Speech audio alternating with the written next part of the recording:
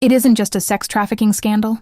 It's a covert pipeline of money, intelligence, and leverage that connects Moscow, Manhattan, Tel Aviv, and Mar-a-Lago.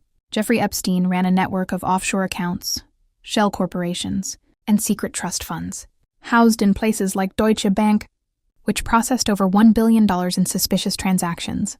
How do we know? The U.S. Treasury has the receipts. Senator Ron Wyden confirmed the file. 4,725 wire transfers from Epstein-linked entities, some traced back to sanctioned Russian banks. The bank, Deutsche Bank, fined $150 million for doing business with a convicted sex offender. After his 2008 conviction, they knew who he was. They just didn't care. Epstein had direct ties to Sergei Belyakov, a Russian official trained at the FSB Academy. That's Russia's CIA.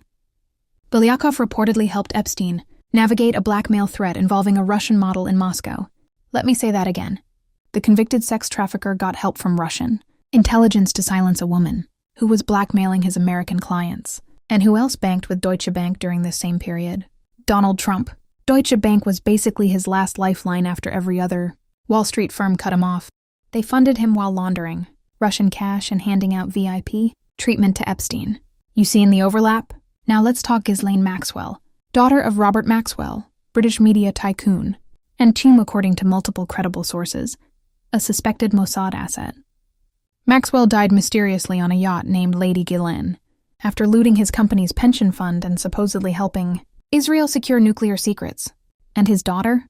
She doesn't just fall into sex trafficking by accident. Ghislaine ran the recruitment. She booked the flights. She introduced the girls. She whispered in the ears of billionaires, royals, and scientists.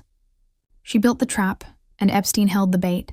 And just for extra flavor, Ghislaine's family friend, Samuel Pieser, lawyer, global fixer. Oh, and Antony Blinken's stepfather. Yes, that Blinken, Biden's Secretary of State. So now we've got Epstein with FSB links, Maxwell with Mossad lineage, a Treasury file sealed for national security, and the U.S. Secretary of State in the family tree. The Epstein network was a mechanism of power. It wasn't about sex. Sex was the hook. Leverage was the play. This was a global compromat engine, operating across borders, across banks, across agencies. The networks are still alive. The money's still flowing. The politicians are still in office. The banks are still printing. And the client list? Still sealed. Because when the entire global elite might be implicated, justice becomes a security threat. Some of this is documented. Some of it's redacted. But all of it smells like hell. And until we stop treating this as a mystery and start treating it as a geopolitical crime scene, the game won't stop. The octopus is still out there,